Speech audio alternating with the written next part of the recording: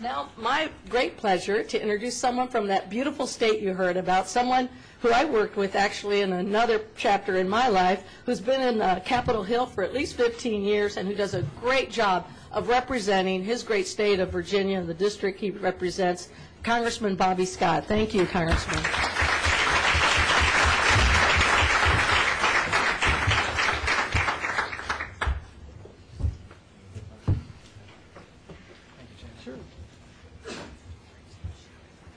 Thank you, Janet. Thank you for your work and the work of everyone here on the panel. And I want to thank particularly my colleagues, Danny Davis, who has done a tremendous amount of work on the Education Committee and particularly focused on those that don't have much representation. We've worked together on the Second Chance Act for those who are in prison coming back, and he's done a tremendous job. So thank you, and also thank you for having me on the program before Elijah Cummings. We've been on the program together, and he is a very articulate spokesman for all of the problems that we have and solving the problems, and it's a pleasure to be with both of them.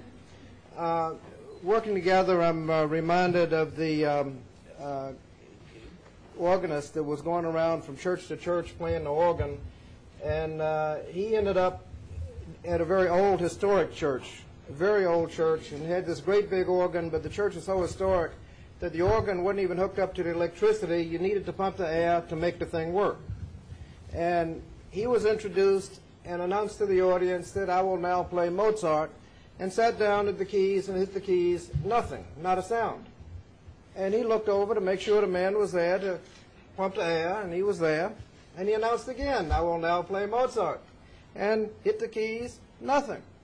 And he looked over, stared at the man, nodded. You know how the musicians do. I will now play Mozart. Sat down, hit the keys, nothing. And he went over to the man and said, sir, when are you going to start pumping the air?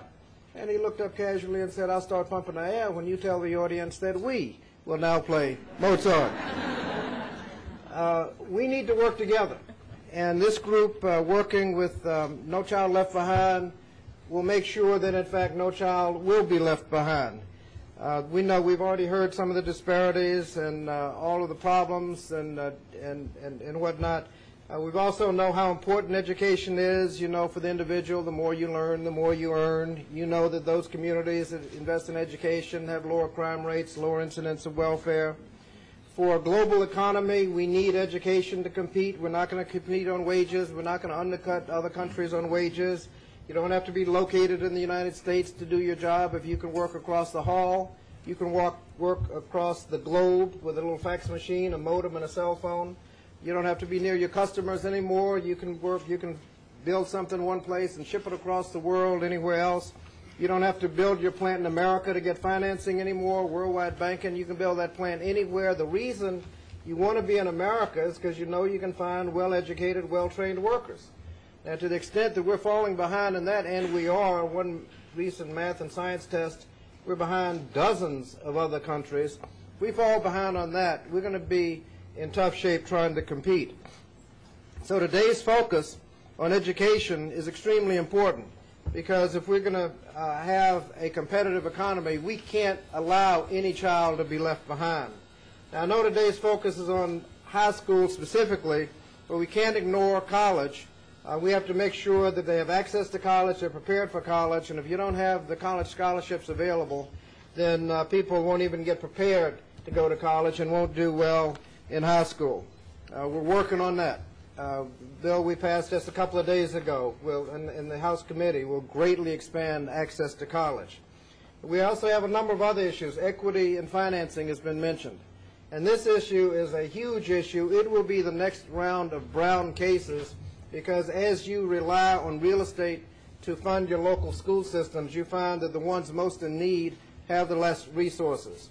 Now, we've addressed this with Title I, but we need to take that head on, and that's going to be a long battle trying to get equity and financing, because equity isn't enough. Those in the low-income areas actually need more, not just equal, and they're getting, in fact, less. We need to make sure that when we talk about quality teachers, that we make sure that whatever quality we measure actually correlates nicely with effectiveness. It's nice to have all these paper qualifications, but if you're not an effective teacher, it doesn't mean anything. We also, No Child Left Behind has all these tests, but the test itself is not important. It's what you do after the test and how you use the test that's important. I've often said that farmers have told me that you don't fatten a pig by weighing the pig. It's what you do after the test.